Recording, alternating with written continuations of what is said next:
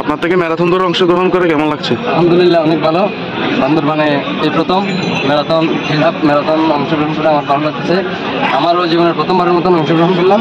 আমি চাই বান্দরবানে এরকম নিয়মিত এটা চালাই যায়।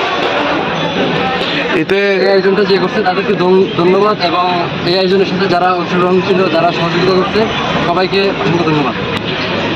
এটি আপনার মতে কতদিন পর পর করলে ভালো হয়? এটা 3 মাস 6 মাস পর করলে আমরা প্রতিনিয়ত অংশগ্রহণ করতে পারবো। আচ্ছা, ম্যারাথন দৌড়টা কোথা থেকে শুরু করে কোথায় গিয়ে শেষ করলেন? বান্দরবান রাজার মাস থেকে শুরু করছি, বান্দরবান মিলনছড়ি দিয়ে আবার ব্যাক চলে আসছি 10 কিলোমিটার। ধন্যবাদ।